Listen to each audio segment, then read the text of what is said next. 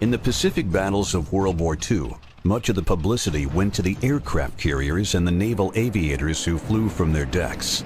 Yet, as important as the carriers were, the most significant naval warships in actually prosecuting the war toiled in almost complete obscurity. While battles like Midway, Santa Cruz, and Leyte Gulf grabbed the headlines, the Pacific Fleet submarine force quietly went about the task of isolating Japan. The submarine was something that not too many people knew about. It was called the silent service, and it was a silent service. Nobody talked about where they went or when they went, so we had the advantage of the other side not knowing when or where we were at. That's the main thing why we were so successful. American submarines crippled Japan's industry and prevented resupply and reinforcement of Japanese island garrisons by destroying most of her merchant fleet. I think it was 1,178 merchant ships and 214 naval ships. And we had a total tonnage that was over 5.25 million tons, which was a tremendous amount when you consider the fact that most of Japan's ships were well under 12,000 tons. But as decisive as the submarine's contribution was, the victory could have been even more complete. Hampered by a flawed pre-war doctrine and serious shortcomings in the Mark 14 torpedo, success during the first 2 years of war was disappointingly low. It took months for these problems to be resolved, but once they were, the United States Navy's submarine force, at first trained to play a junior role in its own service, revolutionized naval warfare.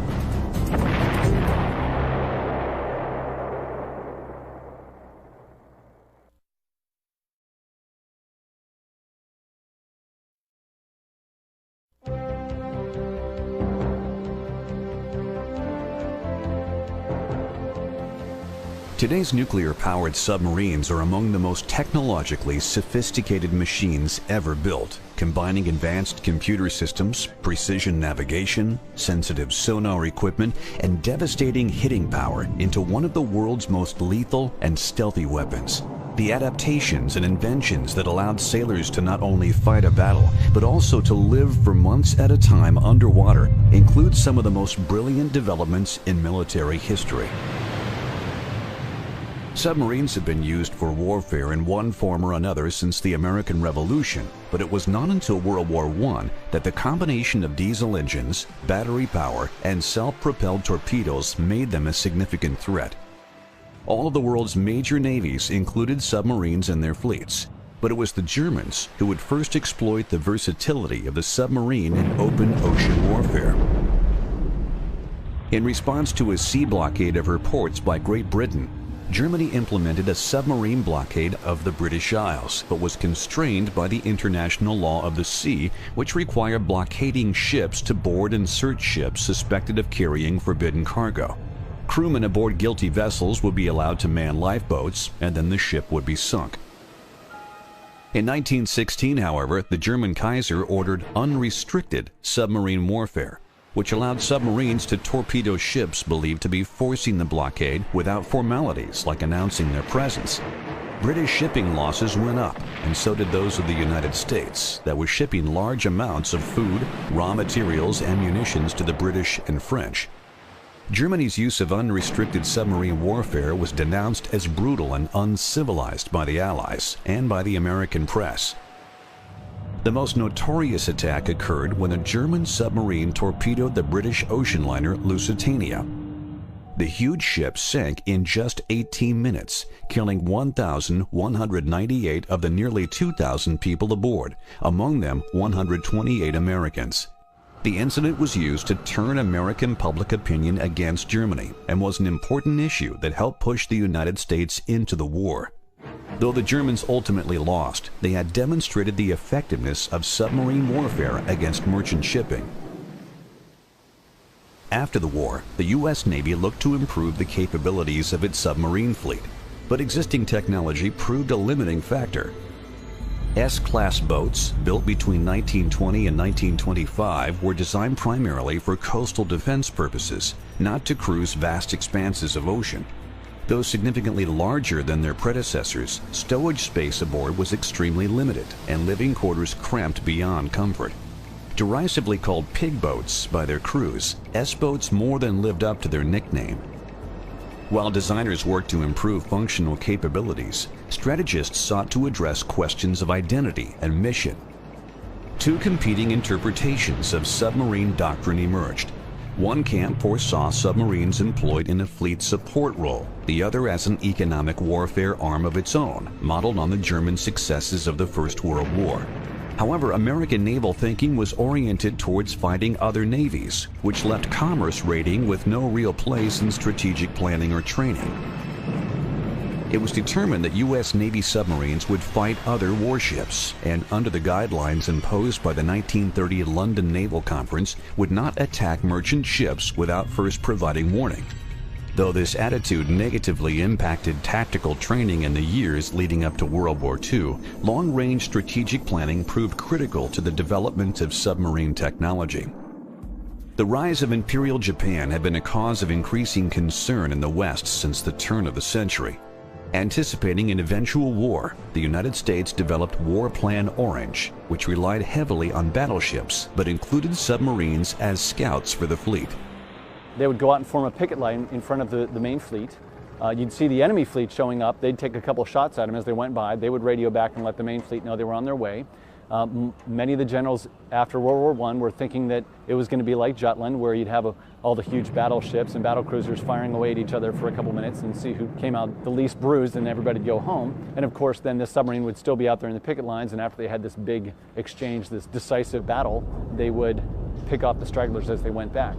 So they anticipated that as the role for this submarine. The problem was that was how things happened in 1917 in Jutland. That's not how they were going to happen in 1937 or 40. American submarine designers set out to produce a sub that would combine long-range cruising capabilities and a surface speed in excess of 20 knots with the very latest in technical advances. We had the S-boats originally, and the S-boats were basically like the German submarines. And so we tried to develop what we call fleet submarines, which are designed to operate with the fleet. And so they were longer range and bigger submarines and more capabilities. The Barracuda class, the first of a series of subs originally thought to meet the fleet boat criteria, proved less than ideal, and the Argonaut class, which followed in 1928, possessed the range but was able only to achieve an unacceptable 15 knots. The Narwhal class, commissioned in 1930, didn't perform much better. Although improvements were seen in the performance of the Dolphin and Cachalot classes, which appeared in 1932 and 1933 respectively, there remained a seemingly insurmountable problem. The diesel engines powering all these craft simply didn't measure up. The solution finally appeared when diesel engines developed for railroad locomotives proved both powerful and reliable enough to meet fleet requirements. Employing diesel-electric motors for the first time, the P-class submarines, constructed between 1935 and 1936, marked a tremendous improvement over the previous candidates, with a surface speed of 19 knots and a range of 10,000 miles. In a departure from earlier designs, the engines were coupled to a large generator rather than propeller shafts, making it possible to use the full power output to drive the boat, charge the batteries, or for a combination of the two. When the boat was submerged and diesels had to be shut down, the batteries provided all necessary power. All welded construction became standard beginning with the P-class, producing a much stronger hull that allowed the boat to dive to 300 feet. The 1938 Submarine Officers Conference sought to improve on the P-class by refining fleet requirements. In addition to 6 forward and 4 stern torpedo tubes and more reload torpedoes, it was recommended that the next class include an improved torpedo data computer, a longer, thinner periscope, a 5-inch deck gun, and the ability to cruise at fleet speed on voyages of 12,000 miles.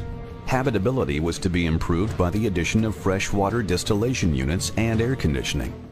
The Navy got all that and more with the Tambor class, a submarine that at last possessed the speed and firepower necessary for a fleet boat. Capable of 21 knots surfaced and 10 submerged, they could crash dive to periscope depth in under a minute. With good seakeeping, great handling, and excellent habitability, the 300-foot-long Tambor class provided sufficient elbow room for long war patrols. The U.S. Navy's first fleet sub had come of age. The foresight of our building submarines in 1938 that would go across the Pacific Ocean and back, round trip, signified that our leaders knew there was a potential hazard and a potential conflict coming up with Japan. There was no other enemy in that area. The Tambor class, consisting of the submarines Tambor, Tautog, Thresher, Triton, Trout, and Tuna, would eventually make a combined 70 war patrols and sink 80 enemy ships. The average of 13 ships per submarine was unmatched by any other class of boat. USS Tautog became the fleet's leading ace, with 26 Japanese ships to her credit. In 1940, the follow-on to the Tambor class appeared. Gato-class submarines were fast, heavily armed subs, well suited for an undersea war against Japan. At 312 feet long, Gatos comfortably accommodated a crew of 80. They could make 20 knots on the surface and nearly 9 submerged, and were equipped for journeys of 10,000 miles or more. Gatos and their immediate successor, the Balao class, became the bane of Japanese merchant ships during World War II. They were faster, longer range, and a lot more torpedoes, and a lot thicker hull. Our diving depth, Pollock was a riveted submarine, and the P-class was the last of the riveted submarines because they went to welded hulls after that. And she was a thin hull build. Our test depth was 250 feet. The new boats were 550 up. With 6 tubes forward and 4 tubes aft, Gato-class subs could carry up to 24 torpedoes. Its primary weapon, the Mark 14 torpedo, had an alcohol-powered steam turbine engine that could propel it at 46 knots for up to 4 miles. A beautiful piece of mechanism, those torpedoes. Then when you consider how they worked with the steam in them, with the burning of the alcohol, with the propulsions that they developed from that pressure, it was just a tremendous piece of equipment. The Mark 14's 668-pound warhead was detonated by the Mark 6 Influence Exploder, a device the Navy believed would revolutionize submarine warfare. The magnetic exploder mechanism, which was a super secret device that was supposed to detonate the torpedo if it came in proximity with any large mass of steel. Yet in spite of the improvements made to American submarines, the U.S. Navy submarine force was woefully unprepared for the type of warfare they were about to face.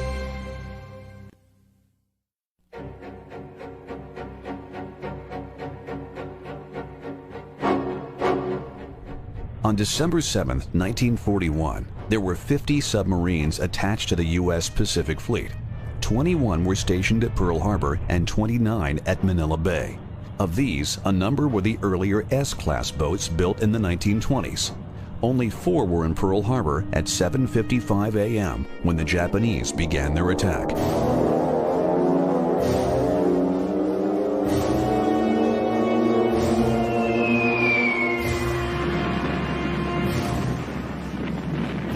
I heard all this explosion like everybody else, and I thought, my goodness, can't they leave us alone on Sunday morning? We thought the Navy was practicing. They told me to get up on my gun, which was right up the next deck above me, and I was a gun captain on a 5-inch 25 anti-aircraft battery, and we had 50 rounds of ammunition up, and we started firing like everybody else. We fired everything that was flying. We got credit for 4. But who knows, the whole world was shooting. In little more than 2 hours, the Japanese caused personnel losses of more than 2,400 killed and 1,200 wounded, sank 4 battleships and damaged 4 more, sank or damaged 3 cruisers, 3 destroyers, 1 mine layer, and destroyed 188 aircraft. In the aftermath of the devastating attack, no surface fleet of any consequence remained in the Pacific.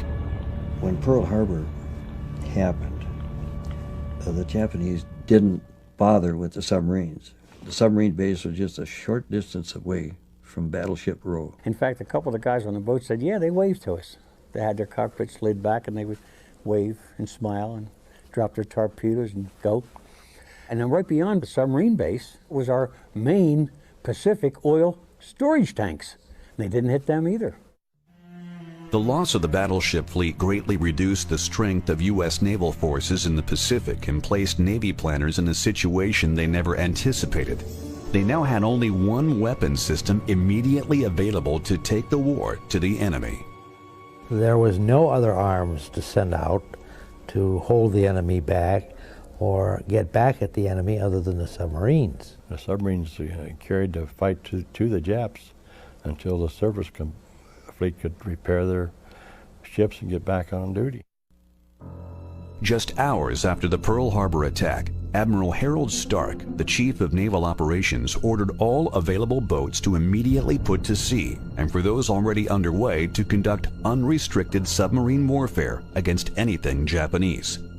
Stark's call for unrestricted warfare meant that U.S. submarine commanders could now seek out and attack any ship flying the flag of the rising sun. However, this new strategy presented some serious problems. Prior to the war, tactical planning called for submarines to support the Navy's capital ships. That doctrine was now obsolete. Furthermore, training exercises for submarine warfare had emphasized offensive operations against swifter warships and not against the slower lumbering merchant vessels which they were now permitted to engage. It's not surprising then that the submarine campaign got off to a slow start. The Navy had a Plan Orange that they had originally set up for the submarines part to work with the battle fleet. And that plan was no good, and it took quite a while for them to realize this, and it was the younger officers that came in there and took command that really showed them where they were wrong. And it was the older officers that have been taught that procedure, they had a problem breaking away from it.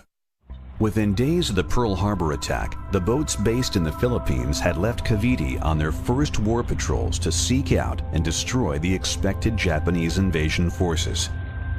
We went out the day the war started, at the 8th out there, and we went up off Formosa, off Ticao, Formosa.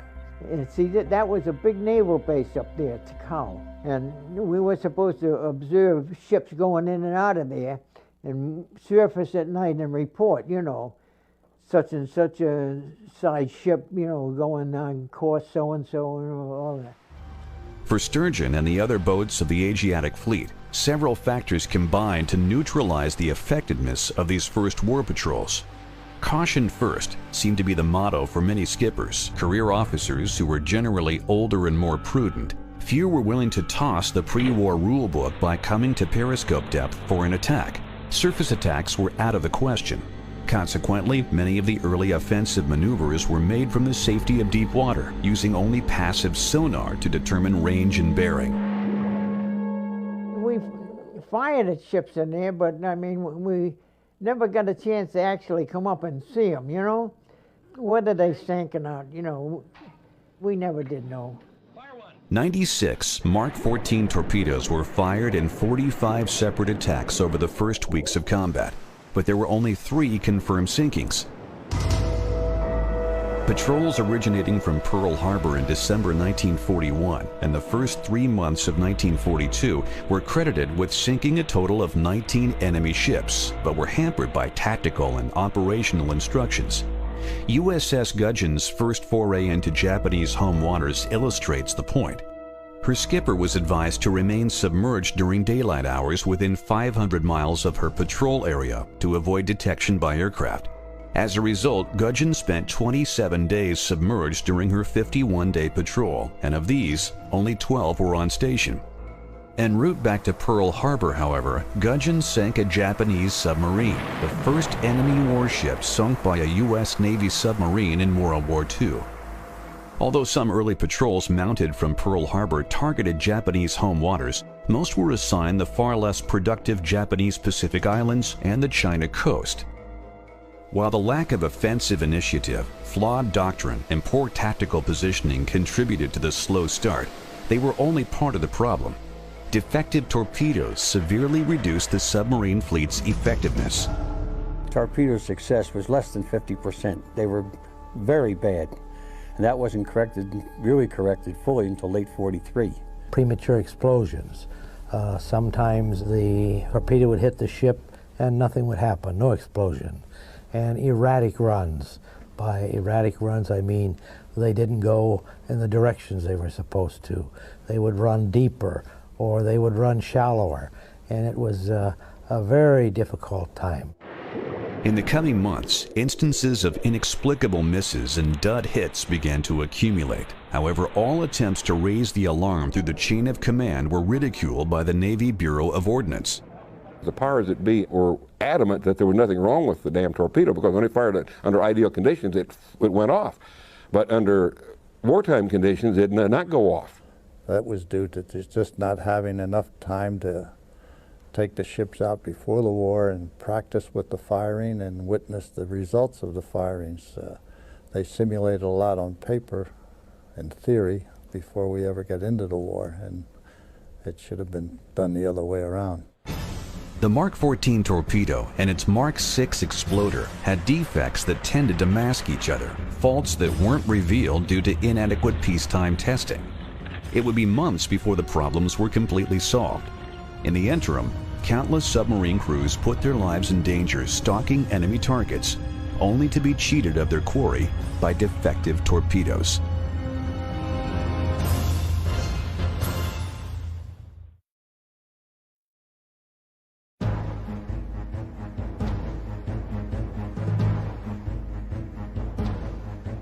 The problems facing the American submarine fleet early in the war were numerous, but such was the case for the Allies throughout the Pacific. Beginning with the attack on Pearl Harbor, Japan handed the United States and her allies a series of crushing defeats. Simultaneously with the attack on Pearl Harbor, the Japanese moved against Malaya, Hong Kong, and the Philippines. On December 8th, an air raid on Clark Field in the Philippines destroyed most of the American Air Force stationed there before it ever left the ground. 2 days later, Japanese bombers flattened the Cavite Naval Station in Manila Bay, home of the U.S. Asiatic Fleet. Nobody ever hears about, the beating they took out there, but they took a beating out there just like Pearl Harbor did, And, we wasn't in there. We was out when she got hit, Cavite got hit. But they got the Sea Lion there, and they put some holes in the Sea Dragon. The Sea Dragon got out of there, and she has some holes in it, but they patched it up and got her back all right. With its facility ruined and practically no air cover, surface units of the Asiatic Fleet withdrew to Australia and the Dutch East Indies, where they would be out of range of Japanese aircraft on Formosa. Before the end of the year, the submarine force followed suit, abandoning the Philippines shortly after the Japanese came ashore at Lingayen Gulf, 300 miles northwest of Manila. They told us to go into Exmouth Gulf, and they looked it up in the Coast Pilot, and in there it said, it didn't show nothing. It just showed the entrance, and then the line stopped, and all this was, nobody knew what it was, We're supposed to go in there. And they said that the last time anybody had been in there was in 1800 and something, and at that time the natives were friendly. As the Asiatic Fleet struggled to regroup, the Japanese overran Burma, Malaya, and Thailand. Only Java in the Dutch East Indies had yet to be conquered. U.S. submarines attempted to stem the tide by attacking the invasion forces, but to no effect. Java fell in little more than a week. By the end of March 1942, Japan had achieved nearly all of her pre-war objectives. After the loss of the East Indies, U.S. submarines of the Asiatic Fleet withdrew to Perth Fremantle on the southwest coast of Australia. Since the outbreak of war, they had managed to sink only 10 enemy vessels, 8 merchants, a destroyer, and an aircraft ferry. Of the original 29 Manila boats, 4 had been lost. The U.S. High Command decided to leave the remaining submarines of the Asiatic Fleet down under, rather than withdraw them to Pearl Harbor. This was due in part to the decision to divide the Pacific into separate command areas. General Douglas MacArthur assumed command of the Southwest Pacific area, which included the Philippines, the Dutch East Indies, Borneo, Australia, New Guinea, and the western part of the Solomon Islands. Admiral Chester Nimitz would command the northern, central, and southern Pacific from Oahu. Submarines based in Australia would be well positioned to attack Japanese supply lines between Southeast Asia and the home islands, or support offensive operations in either area. By April 1942, the submarine force in Australia numbered 31 boats, with 20 at Perth Fremantle and 11 at Brisbane. The Fremantle force was meant to deploy against Japanese supply lines in the Southwest Pacific, as well as to undertake special missions ordered by General MacArthur to pick up and deliver personnel and supplies behind enemy lines. We would come in to an island at night, submerged, and then just surface enough to get our conning tower and our decks awash. And then the commandos could get their kayaks out. And then at night they would row into the islands, and believe it or not, they would count the Japanese that were on the island. Intelligence gathering missions, whether visual, photographic, or by landing party, were an essential fleet support role throughout the war. Few Marines ever set foot on a shore that hadn't first been reconnoitered by a submarine.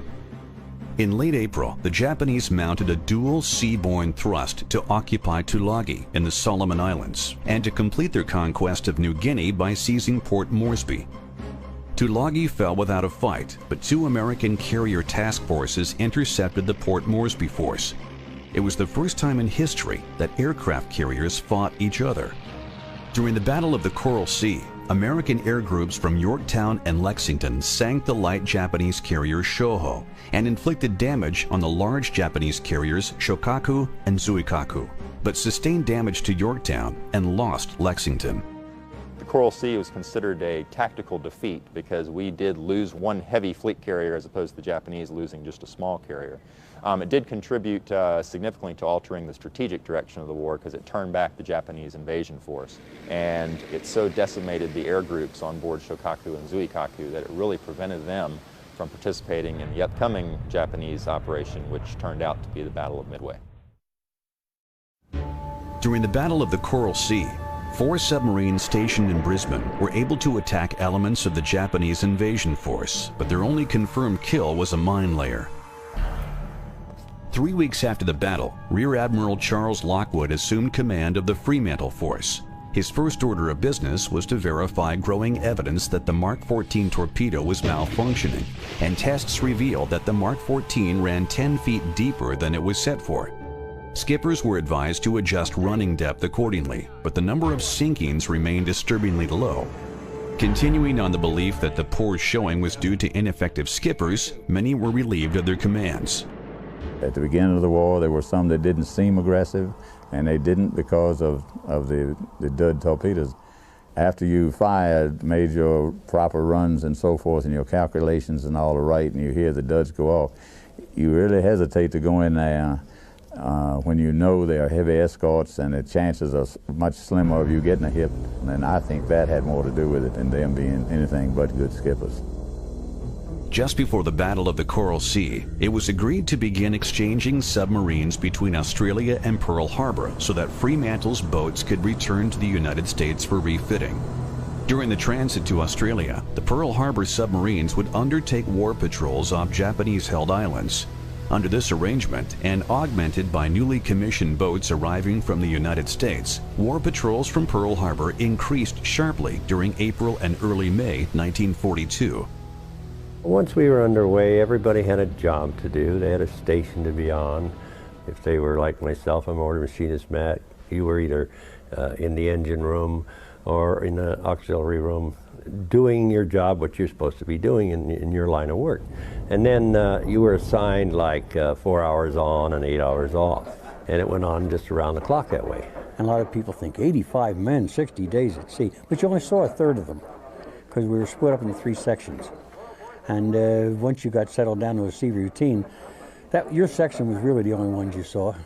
Section on duty, that's what they were, on duty. And you didn't let anything distract you.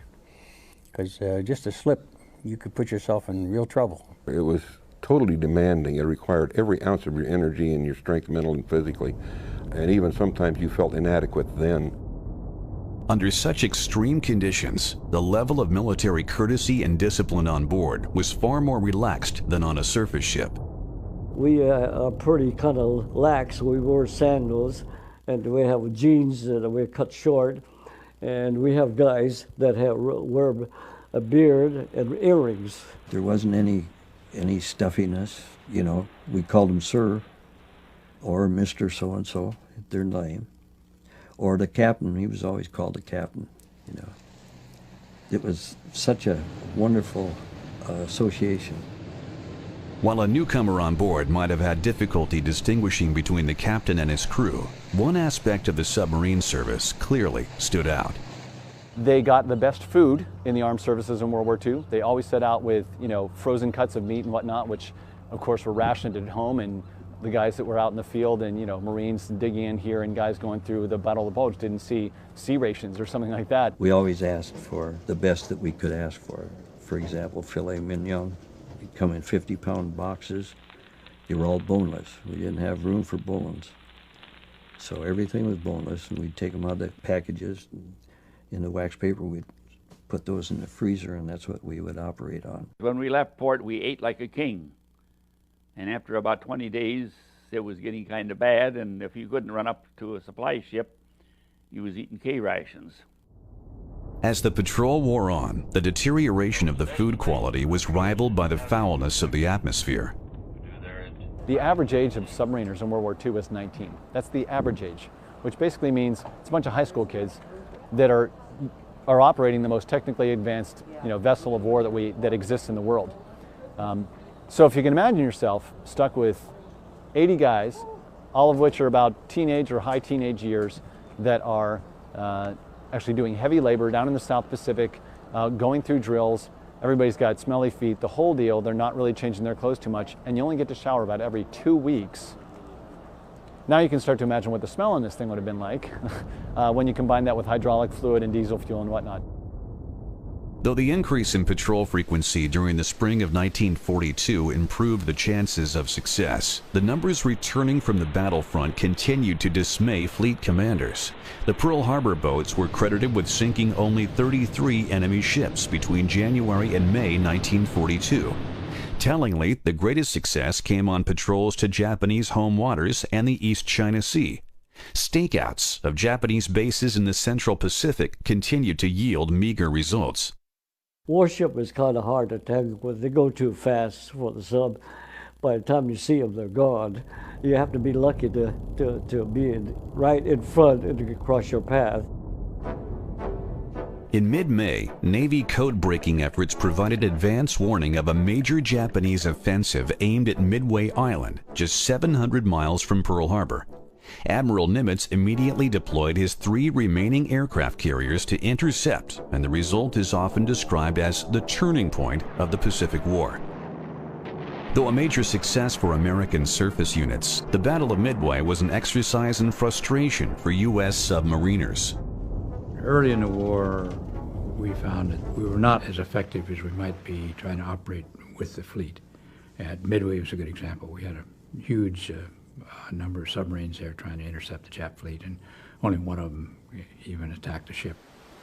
19 boats had sortied from Pearl Harbor, but confusion, indecision, and poor contact reporting spoiled what might have been a signature battle for U.S. submarines. It was late on June 6th, with the battle largely over thanks to devastating air attacks launched from Hornet, Yorktown, and Enterprise, that the USS Nautilus fired 4 torpedoes at a disabled Japanese carrier. True to form, 1 failed to run, 2 ran erratically, and the 4th was a dud. The experience of the submarine force operating at Midway was disheartening, but later, as the number of available submarines swelled and the war moved into more confined waters with distinct shipping routes, the submarine's fleet role would be proven with devastating effect. Hoping to build on the shift in momentum that occurred at Midway, U.S. Marines of the 1st Division invaded Guadalcanal in early August. It was America's first offensive operation of the war.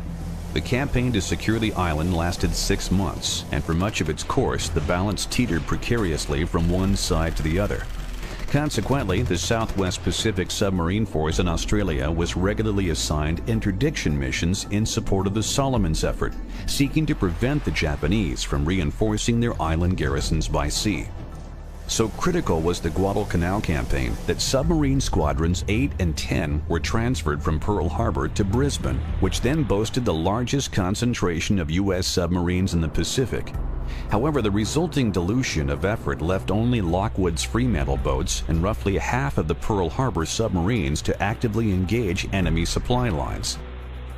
As the disappointing 1942 wound to a close, a tally of the campaign to date revealed that U.S. submarines had destroyed a total of 147 Japanese ships, or less than half a ship per patrol. Of these, only 2 were major warships.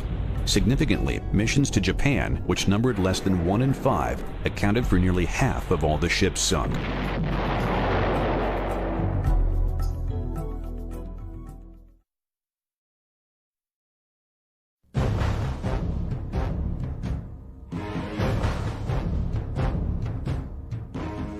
After the defeat at Guadalcanal early in 1943, the Japanese shifted their focus to defending what remained of their earlier conquests, while the Allies began developing a plan that would allow them to gain the offensive initiative.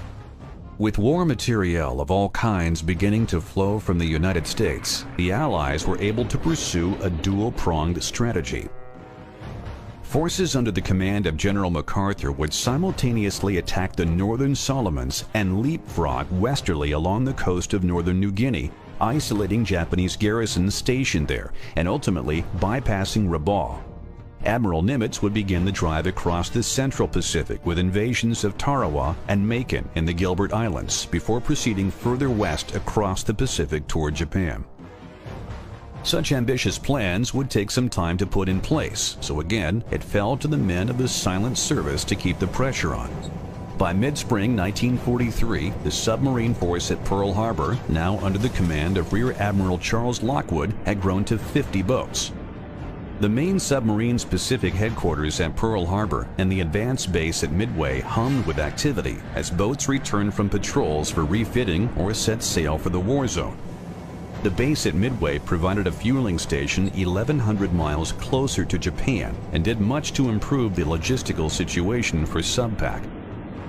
Between April and August, an average of 18 SubPac boats left each month for war patrols of 40 to 50 days. Notably, over half were targeted at enemy shipping in Japanese Empire waters and the East China Sea.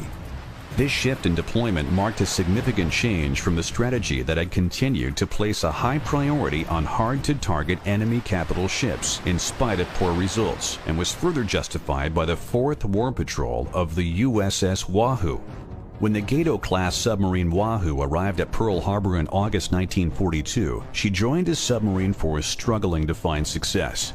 Her first 2 patrols were marked by attack failures, but when charismatic Lieutenant Commander Dudley Mush Morton assumed command at the end of the year, her fortunes and the rest of the submarine fleets began to change. Personable with his crew and aggressive in his leadership, Morton reorganized Wahoo's patrol procedures.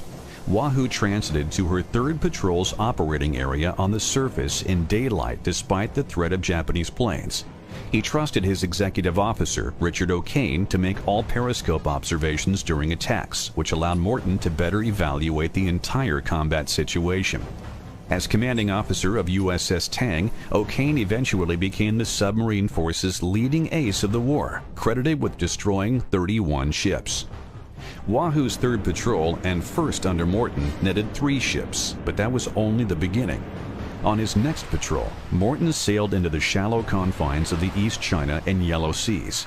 In a series of slashing gun and torpedo attacks, Morton sent 9 ships to the bottom. It was by far the most successful patrol of the war to date and proved to be the turning point of the Pacific Submarine War. Inspired by Morton's tactics and innovation, other commanders began to adapt Wahoo's aggressive style and take the fight to the enemy. These were all younger officers. I think that they set the whole procedure of submarine warfare.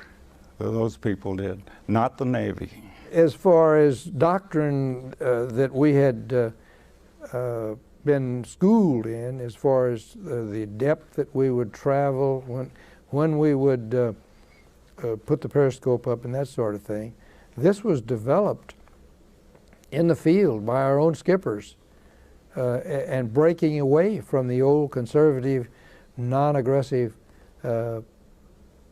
rules that had governed the way we acted. The determination and character exhibited by Morton and the crew of Wahoo was hardly unique to that vessel.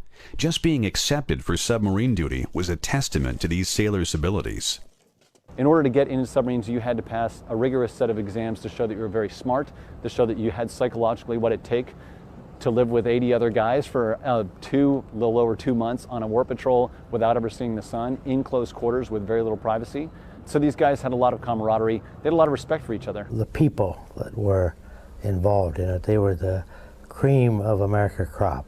They were the finest physically adapted people and mentally, and they had a tremendous attitude. It was a very elaborate and in-depth screening process. And to give you an example of the number of people who made it, there were 105 that volunteered with me, and there were like 6 of us passed. So it was an extremely difficult service, and it was all volunteer, 100% volunteer. The elite group of men who formed the submarine force made up only 1.6% of the entire U.S. Navy. Each had received 50% more pay than the rest of their Navy comrades for their willingness to accept the hazards, rigors, and privations of service aboard a World War II-era submarine. I first became aware of submarines when I was 10 years old, and from that day on I wanted to be a submariner. And I like to think most of them did. They went there for the money. It was nice. It was nice to get the extra money. But most of us there because that's what we wanted. Service aboard a submarine was far different than in any other branch of the military in the Second World War. During a patrol that could last up to 10 weeks, most crewmen only rarely caught a glimpse of sky or the taste of fresh air, let alone actually setting foot on dry land. You didn't know what day it was, you didn't know whether day or night, and you really didn't particularly care. You just had a job to do. And of course, also you had a sanitary problem because you had 80 men on there who hadn't had a bath in however long you were out. Patrols weren't all glorious and a lot of fun. There was a lot of tedium and boredom, weeks at a time before you might see a target and break up the monotony. But I think the fact that we all suffered the same suffrages and the same glories and so on is what brought us all together. Along with the monotony, training drills were another fact of life for submariners. In our day, it took 5 men just to dive it or surface it, and it took about 20 to operate it. And it had to be done in unison, in perfect coordination, and just one mistake could cost the life of every man on the boat. And so you were very acutely aware of your responsibilities. In order to attain the rating of qualified in submarines, each man in the crew of approximately 80 had to know how to perform every single job aboard a U.S. submarine, the most sophisticated and complex man of war at the time. Every single person on this boat had a job to do, and if they didn't do their job, everyone else on the boat could literally die. Anyone from the captain right down to the cook had to know what every single thing did in every compartment. So if you were in that compartment when you underwent some kind of attack or there was some kind of emergency, you would know what to do in order to save the boat. Of course, the very first patrol that you go out on, of course, you're a new man and you really got to learn things. So it's up to you to find out what it's all about on board. You know, just really investigate and ask questions. And so you'll be able to qualify. So you will know your submarine and know what it's all about. You had to make drawings of every system throughout the boat. Then an officer aboard would take you through the boat and question you on every compartment in the boat. You had to qualify on each submarine that you served on. You had to re-qualify, even though the subs might be from the same shipyard, but you had to re-qualify. But when you got your Dolphins, I think you were the proudest man in the Navy. The esprit de corps that developed among submariners was not entirely unique within the military. Elite units like airborne troops and close-knit groups like bomber crews or naval aviators shared a high level of camaraderie. Yet for these and virtually all other servicemen in World War II, the near certainty of death should disaster strike did not exist. I think you come close to death so many times with each other that you just develop a brotherhood, I would say. It's hard to describe, but you talk about families. I think we were even closer than families. Everyone knew that their life depended on the man next to them, and everyone knew that the man next to them's life depended on them doing their job. So there was a huge amount of esprit de corps. The disadvantages, of course, were, first of all, as a proportion, this was the most risky arm of the armed services to serve in. Your chances of coming back on one of these alive were lower than any other thing you can think of. Daylight bombing raids over Germany, storming Iwo Jima with the Marines. Your chances were better of surviving those activities than it was to be on one of these submarines in World War II. They had a 24% casualty rate. It was very rare for men to actually survive any kind of damage or attack on a submarine. So if something went wrong, 80 guys just went to the bottom. No one was immune to the inherent dangers of the submarine service. In the fall of 1943, Mush Morton and Wahoo returned to the Sea of Japan and went on a rampage, sinking at least 4 ships over the course of several days. While attempting to exit via La Perouse Strait, Wahoo was detected by Japanese anti-submarine aircraft, and a coordinated air and sea attack commenced. Morton and his crew of 79 men were never heard from again.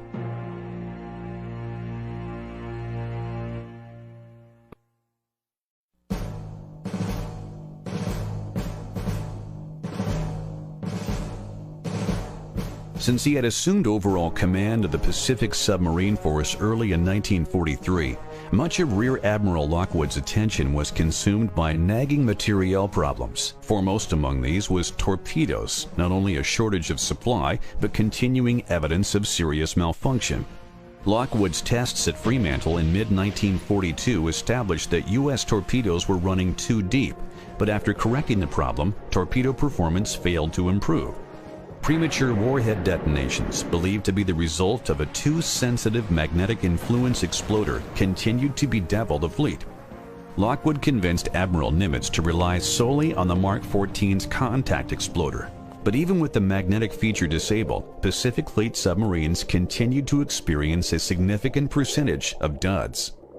I know one particular run we made, we fired 19 torpedoes and we could hear them hitting the hull.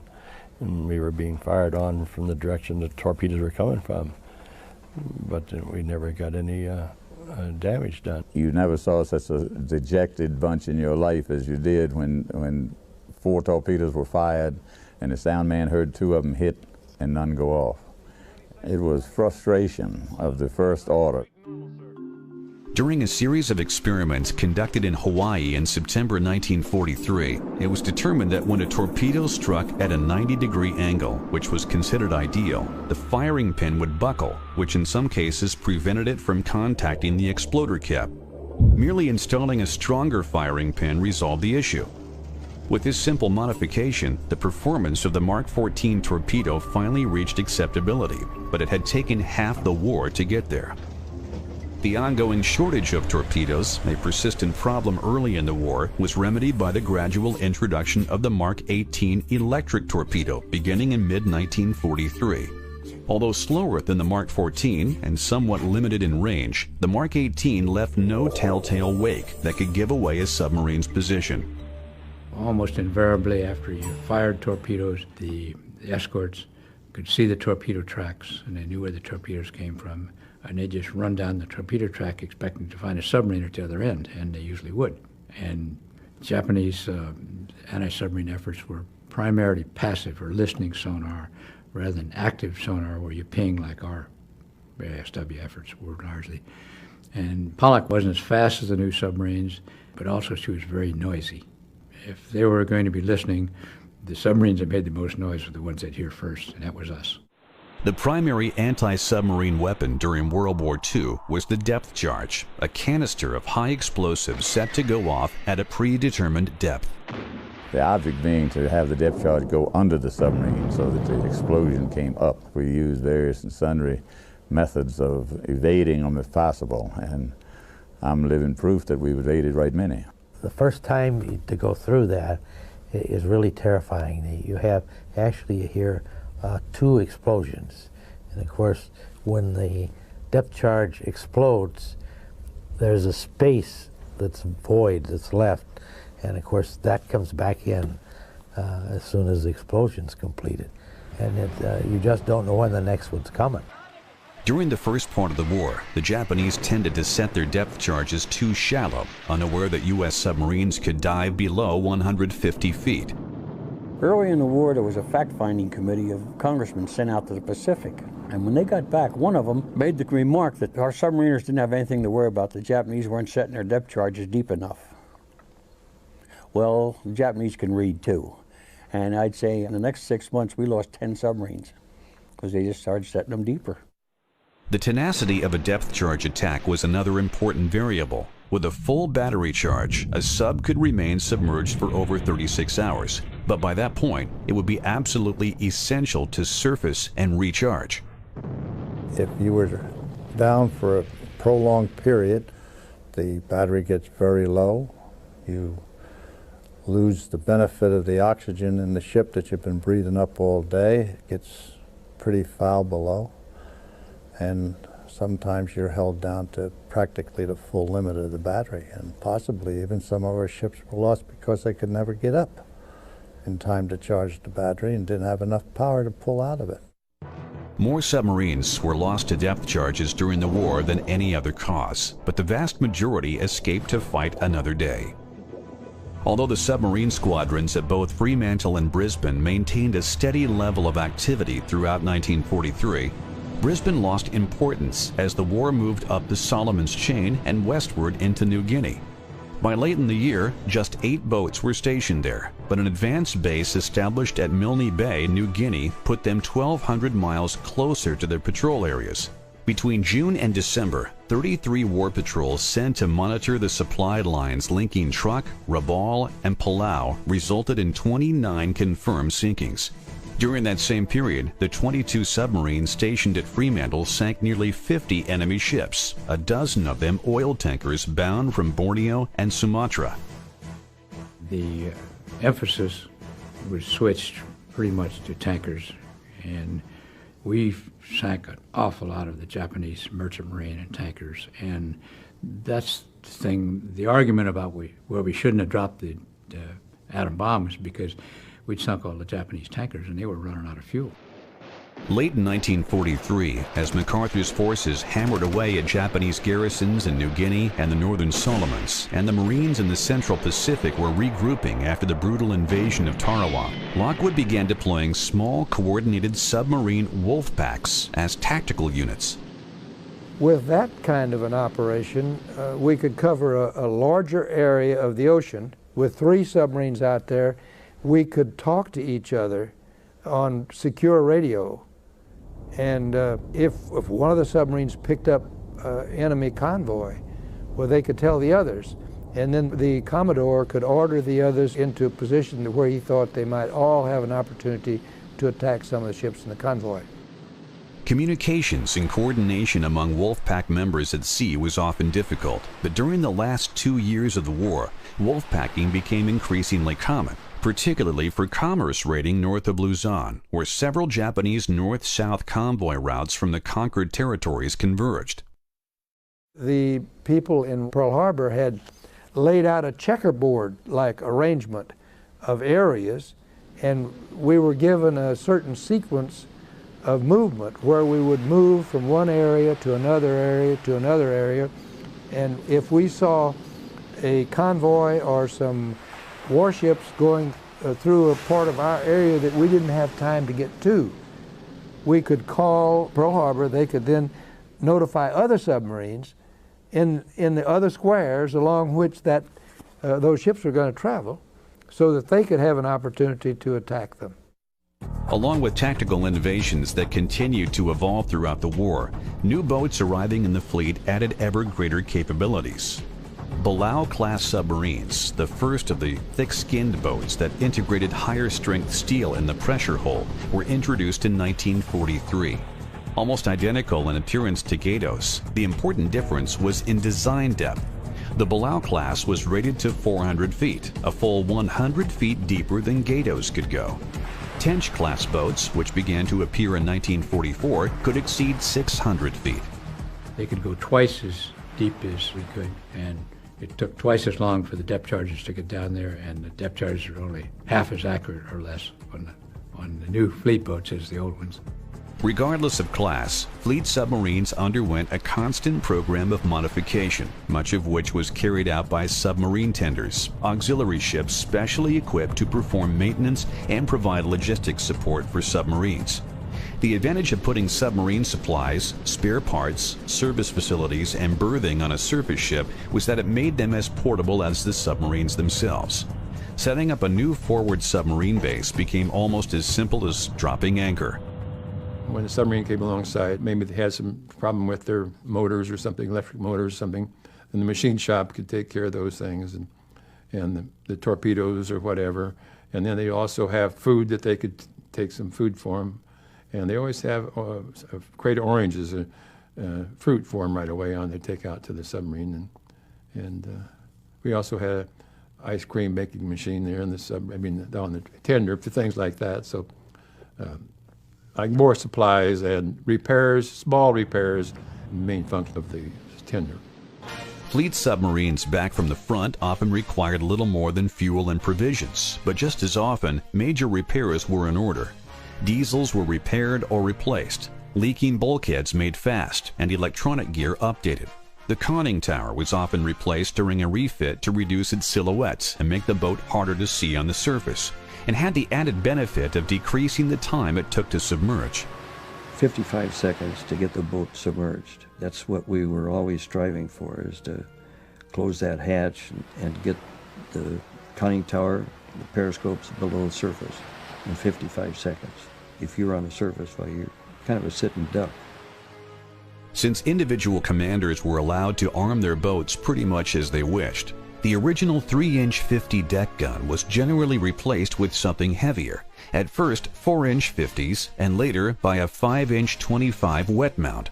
Some boats carried a pair of 5-inch guns. 20mm guns were often replaced with 40mm Bofors mounted either fore or aft of the tower, and in some cases both.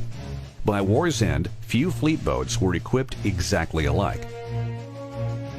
With the refit complete, provisions and supplies were brought aboard and packed into any available space. Loading torpedoes was one of the most difficult parts of this process.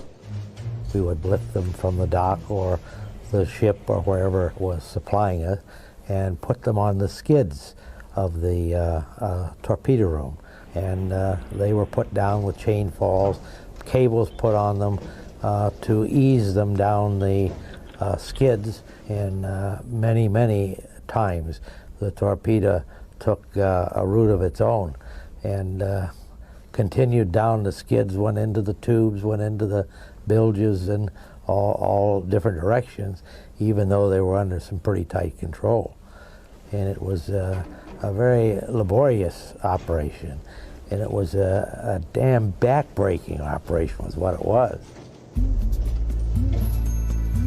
With the boat reprovisioned, the submarine once again set sail for the war zone. Days later, after performing an endless series of drills that shaved precious seconds when submerging or surfacing, standing watch, manning battle stations, and performing their normal duties, the boat finally arrived at the patrol area. Early in the war, this would have meant long days spent underwater, hoping for enemy contact while waiting for nightfall to resurface and charge batteries. But ongoing improvements to the submarine's detection gear made that procedure a thing of the past. Though the electronic suite provided many benefits, the single greatest advantage American fleet submarines possessed over the Japanese was radio detection and ranging, or radar. From the very first days of the war, most American subs were equipped with a rather primitive setup called SD, which was non-directional and had a limited range of between 6 and 10 miles. SD was an air search system useful only in detecting enemy aircraft, but it did allow boats to operate on the surface even in daylight. The biggest scare had to be airplanes, because them suckers, they would be real high and then they would come down, and you look out, you're watching the horizon. You're not looking straight up. A new system, type SJ, first appeared in mid-1942 and was installed aboard all U.S. submarines by early 1943. Unlike SD, SJ radar was directional and provided the exact range and bearing of surface targets. Its reach was limited by the height of the retractable mast, but even so, targets could be electronically detected long before they were visually sighted. Ships that may otherwise have passed unnoticed were now exposed to submarine attack. It's a great advantage, a very great advantage, because they were quite, in the beginning of the war, they didn't know that we had radar, so we had a big advantage over them, and we could operate at nighttime and during storms and all that, and they did not have the advantage of knowing that we were there. While the Japanese had superior night optics and excellent sound detection gear, only their carriers and battleships possessed radar, a fact that shifted the odds decisively in the direction of the Americans. Consequently, with the new SJ sets aboard, the submarine fleet developed a new method of attack known as the end-around. We would pick up a Jap ship and we could plot their course and then go flank speed ahead and get ahead of them. And if we had to submerge in the daytime, why, we would submerge and then wait for them to come by and knock them off. If it was at night, well, we'd stay on the surface and fire from the surface at night. If we saw an airplane or heard an airplane, we would submerge, but we would stay on the surface as much as we possibly can because we could maneuver better. We had more speed to do what we needed to do to get around and take position to be able to fire torpedoes at the enemy ships. Fire control, the process of tracking targets and aiming torpedoes, required far more than simply looking through the periscope. The immediate problem was determining the target's course and speed, a painstaking procedure made vastly easier by the torpedo data computer, a system that simultaneously tracked a target and adjusted the aim of the torpedoes. A series of periscope observations of the target's position, course, and speed were made, and as the fire control problem developed, the TDC provided increasingly accurate directional instructions to the torpedoes. A proper solution was usually obtained after 3 or 4 observations.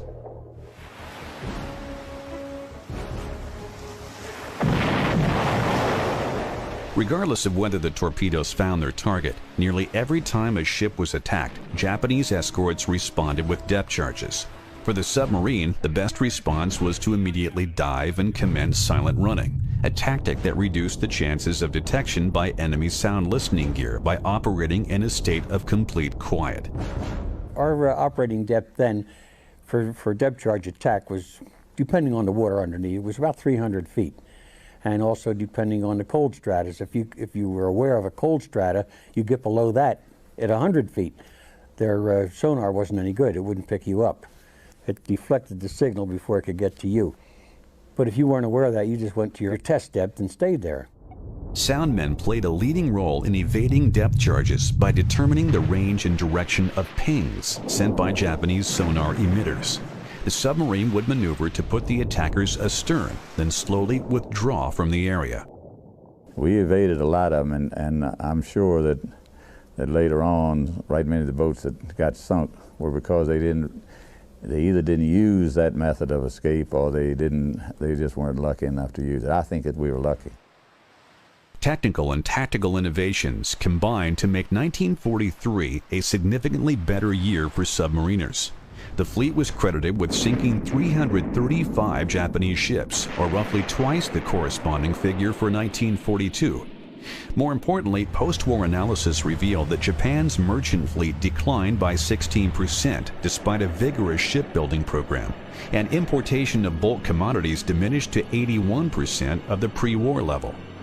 The loss of raw materials and petroleum and the inability to transport men and materiel to the front lines significantly reduced Japan's ability to maintain effective military strength. For Imperial Japan, World War II had become a battle of attrition, and the worst was yet to come.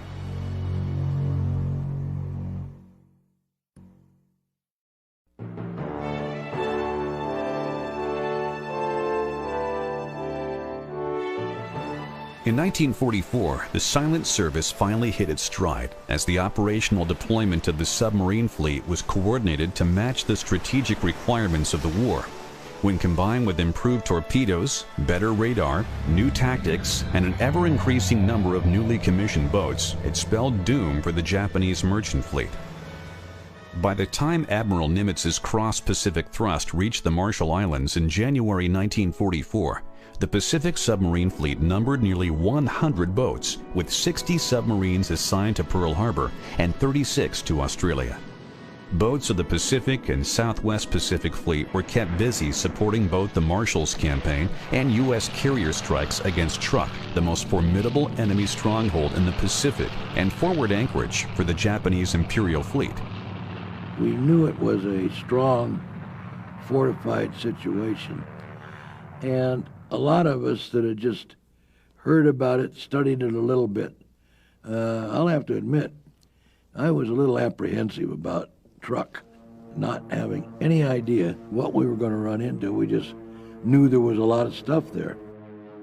Though concern regarding a strike on Truk was certainly justified, the operation turned into a rout. In 2 days and 1 night of attacks, the air groups of Task Force 58 sunk or incapacitated most of the ships and aircraft they found there. Though capital ships were absent, thousands of tons of vital merchant shipping succumbed to the torrent of bombs and torpedoes. When the raids were over, Truk lay in ruins, never again to pose a significant threat to the Allies.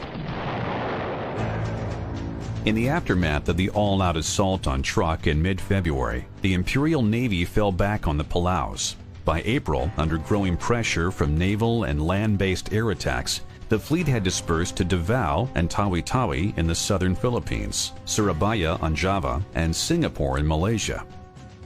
With Navy codebreakers providing advance warning, numerous attempts were organized to intercept these Japanese withdrawals. Although a number of Japanese freighters and auxiliaries were sunk, the only major warships destroyed during these patrols were 3 light cruisers. Increased pressure on the Empire, East China Sea, and Kuriil Island supply routes paid bigger dividends. Operating from advanced submarine bases in New Guinea and on Majuro in the Marshalls, submarines of the Pacific and Southwest Pacific Fleet sank 183 ships, or nearly 750,000 tons of shipping in the first 4 months of 1944. With Truk eliminated and the Marshall Islands secure, Allied forces in the Central Pacific set their sights on the Marianas Islands of Saipan, Guam, and Tinian. From air bases on these islands, long-range B-29 bombers could reach Japan. Beginning on June 11th, carrier-based air groups mounted a series of powerful strikes on Saipan as a prelude to invasion. Submarines were deployed to interdict any Japanese attempts to reinforce the island and to provide lifeguard services for downed airmen, a procedure introduced for all large-scale fleet offensives beginning with the invasion of the Gilbert Islands in 1943. There was hardly an airstrike that was made that didn't have submarines standing lifeguard duty then. We retrieved 6 pilots in all. Anticipating an eventual move on the Marianas, the Japanese had prepared a plan that would exploit the longer range of their aircraft. Pilots would shuttle between carriers at sea and air bases on Guam and Saipan, hitting the Americans coming and going, while allowing their carriers to operate beyond the range of an American counterstrike. In mid-June, as the Marines fought their way ashore on Saipan, the remaining elements of the Imperial Fleet began to converge in the Philippine Sea for the decisive battle the Japanese had long sought. But they were not alone. American submarines detected and trailed the enemy forces, all the while relaying critical information to the American fleet off Saipan. When the Japanese launched their aircraft early on the morning of June 19th, they were flying into a trap. Few of their pilots survived to even attempt an attack on the American task forces covering the landing. By this point in the war, American air superiority made any engagement with the U.S. Navy nearly suicidal. All of a sudden, my eyes practically bugged out. I saw a group of about 50, 60 enemy planes, all motley group, no formation type thing at all. Well, I started on down, I wagged my wings, and I started going down. All of a sudden, my eyes apparently were so big from seeing this grand opportunity that I saw another plane, another of our planes, had designs on that same plane that I was going for, and I'm sure we'd have collided if I hadn't aborted that particular pass. But anyway, I pulled back up again, and then I started. And you hear these stories of what the guys were doing. Go for the lead man, dive at the lead, and then break them all up. Well, there were just too many of them. We had to work fast because we weren't far from our fleet. And to me, you pick them off the edges. And pick them off he did. During the Battle of the Philippine Sea, subsequently dubbed the Great Marianas Turkey Shoot, Alex Verasu knocked down 6 Japanese dive bombers in a span of 8 minutes on his way to becoming one of America's leading aces. All told, the Japanese lost nearly 350 aircraft and 3 aircraft carriers, including 2, Taiho and Shokaku, which were sunk by U.S. submarines. Though a great success for naval aviation, the battle marked a high point for the submarine force working in concert with the fleet. Effective scouting, efficient communications, and intelligent handling, not to mention several smashing torpedo attacks, combined to give the submarine force a leading role in a victory that permanently crippled Japanese naval aviation. After the Battle of the Philippine Sea, American submarines refocused their efforts on enemy supply lines with renewed intensity and devastating effect. By late August, wolf packs appeared in Luzon Straits and the East China Sea from new Pacific Fleet submarine bases at Saipan and Guam. By the end of the year, they'd sent nearly 150 ships to the bottom. Meanwhile, boats of the Southwest Pacific Fleet patrolled the Japanese oil pipeline from Sumatra and Borneo from advanced bases at Manus in the Admiralty Islands and at Mios Wendy just east of Biak. In July through October alone, boats of the Southwest Pacific Fleet sank almost 100 enemy ships. When combined with the growing toll from air attacks, the effect on the Japanese war effort was catastrophic. Occasionally, the survivors of a submarine attack were taken prisoner, but these instances were relatively rare. Like their counterparts on land, most Japanese were reluctant to surrender. In one case, we picked up a survivor and brought him aboard, and then they would set this enemy down at the table with maps and then start talking with these guys. And at night, having to watch in the galley, I was able to watch all of this stuff. In mid-September 1944, the business of rescue took a grim turn for the crew of the USS Pomponido. Shortly after surfacing late on the 15th, the boat encountered a debris field, the result of an attack made 3 days earlier by Sea Lion.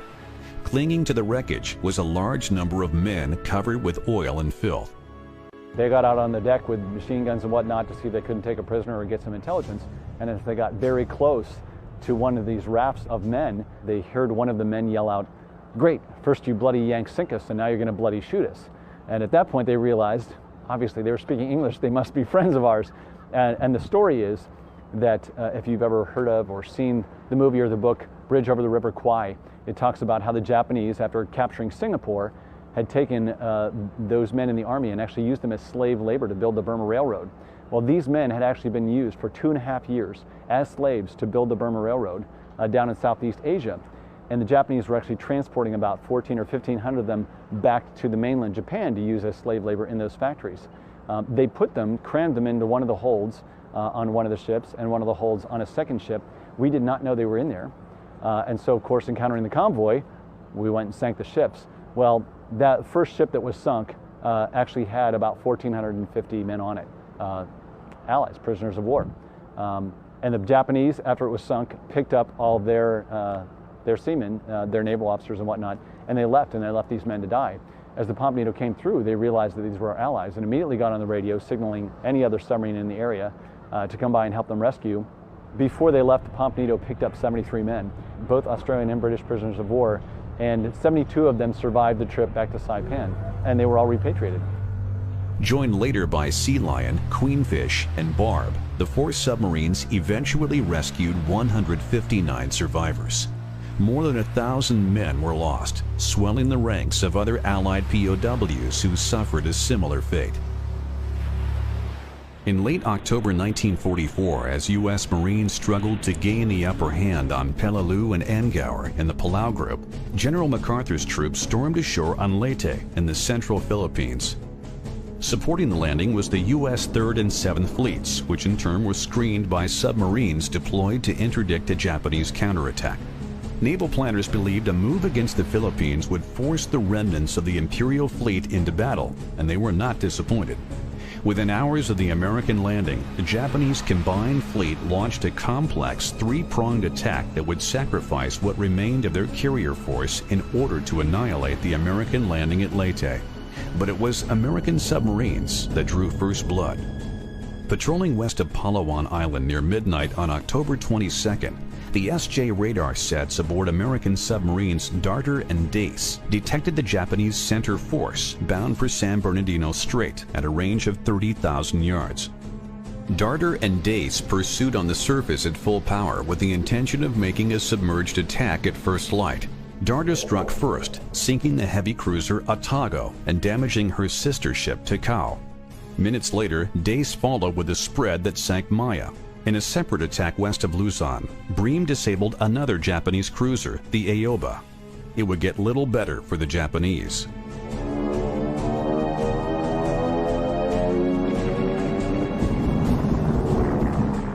On the 24th, U.S. carrier aircraft badly mauled elements of the combined fleet in the Sibuyan Sea, while a U.S. force that included 5 salvaged battleships that had begun the war in the mud at Pearl Harbor annihilated the southern wing of the Japanese effort in Surigao Straits.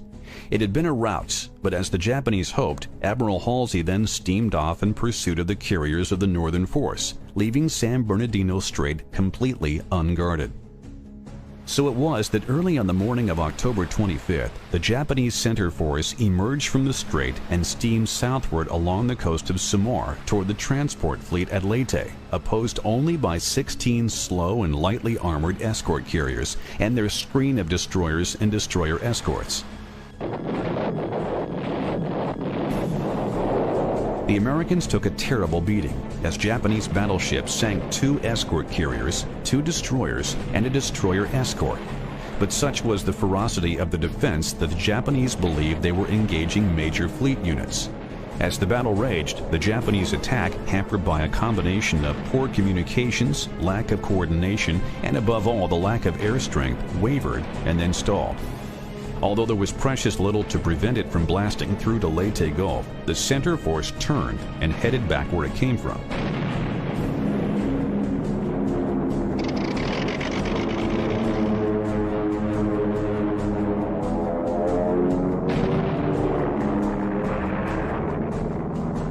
Far to the north, Halsey found the Japanese carriers and sank all 4 of them, leaving what remained of the northern force to run a gauntlet back to Japan through several scouting lines of submarines, which succeeded in picking off a light cruiser and a destroyer. The battle for Leyte Gulf was the greatest naval fight in history, and when it was over, the Imperial Japanese Navy had ceased to exist as a fighting unit. More than 30 boats from the Pacific and Southwest Pacific fleets participated, proving the viability of submarines operating with the fleet by not only providing crucial sighting reports, but by sinking or heavily damaging 6 enemy combatants. During 1944, more than 600 Japanese ships were credited to American submarines, and for the first time since the war had begun, the total included a significant number of enemy combatants. The United States and her allies had gained undisputed control of the Pacific Ocean, and the submarine force played a key role in the victory.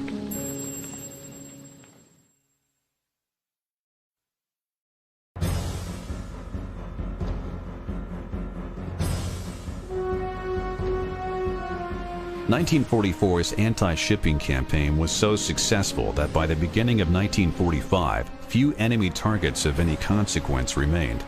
Unable to replace losses to its merchant fleet with new production, Japan was forced to employ small wooden fishing boats called sampans. Consequently, submarine skippers began thinning out the sampan fleet.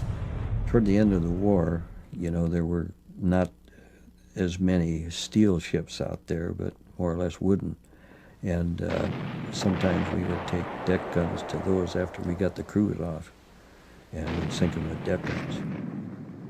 During the closing stages of the war, submarines acted increasingly as submersible gunboats, pursuing the remaining quarry up and down the Japanese coast. Lifeguard duty became more commonplace as well, as air attacks on mainland targets grew in intensity. The Navy had submarines, spaced every 100, 200 miles above Iwo Jima.